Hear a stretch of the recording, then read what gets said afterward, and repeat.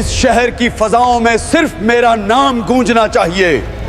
جو میرے ان خداؤں کی توہین کرے گا اسے ایسی عبرتناک موت دی جائے گی کہ آنے والی نسلیں کانپ اٹھیں گی. اے میرے دوستو، ہم ان پتھروں کے آگے کیسے سر جھکا سکتے ہیں؟ ہمارا رب تو وہ ہے جس نے زمین اور آسمان کو پیدا کیا. وقت کی لہروں میں چھپے ہوئے کچھ قصے ایسے ہوتے ہیں جو عقل انسانی کو حیرت کے سمندر میں ڈبو دیتے ہیں. ایک ایسا ہی واقعہ جو آج سے سینکڑوں سال پہلے پیش آیا، لیکن اس کی گونج آج بھی انسانی تاریخ کے ماتھے پر چمک رہی ہے.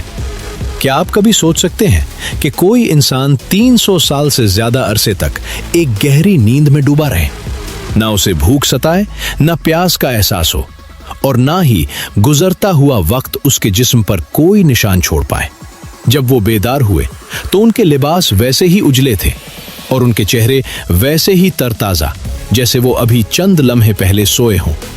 یہ کوئی خواب نہیں، نہ ہی کوئی خیالی داستان ہے، بلکہ یہ کائنات کے مالک اللہ رب العزت کی قدرت کا وہ عظیم شاہکار ہے جسے دنیا اصحاب کہف یعنی غار والوں کے نام سے جانتی ہے.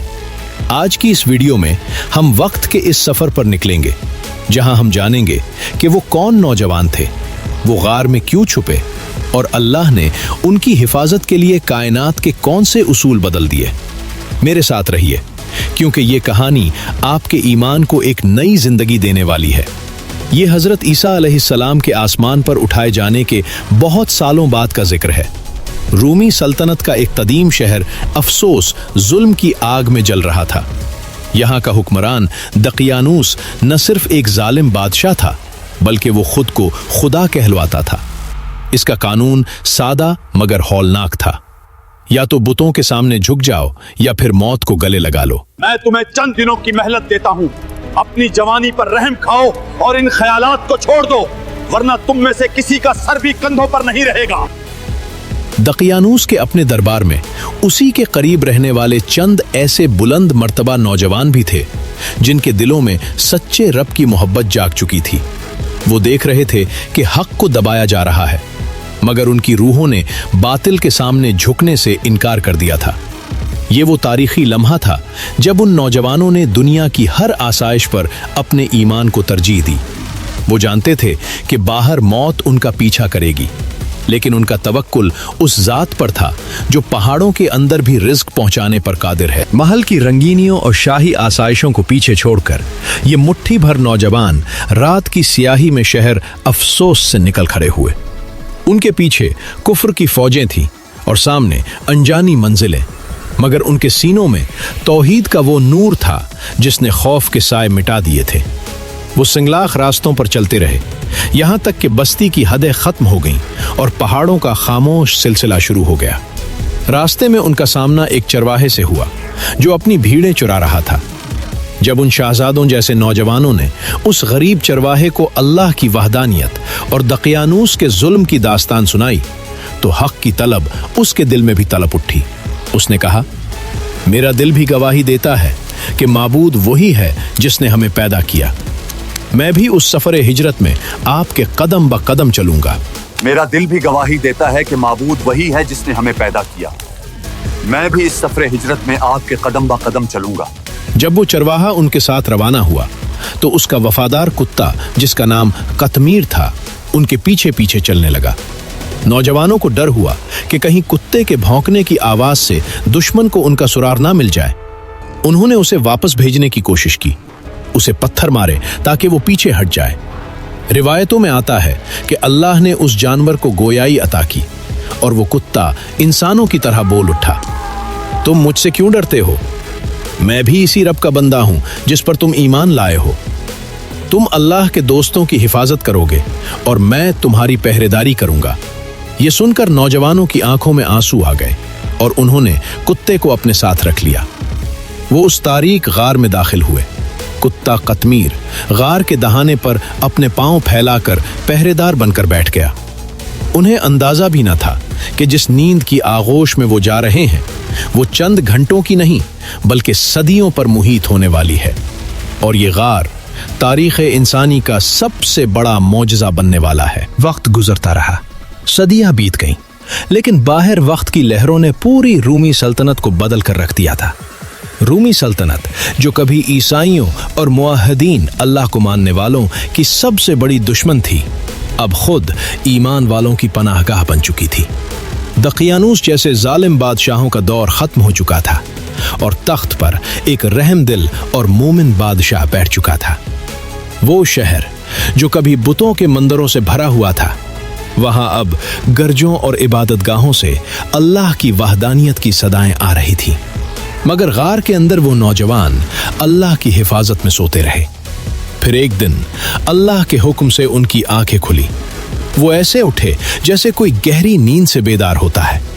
एक नौजवान ने आंखें मिलते हुए पूछा, भाइयों, हम यहां कितनी देर सोए रहे? दूसरे ने गार के बाहर नजर दौड़ाई और जवाब दिया, शायद हम पूरा दिन सोए हैं, या फिर इससे भी कुछ कम वक्त गुजरा है। हम यहाँ कितना अर्सा रहे? शायद हम पूरा दिन सोए हैं, या फिर उससे भी कुछ कम वक्त गुजरा है। उनका जिस्म टूट रहा था और भूख बहुत लगी थी।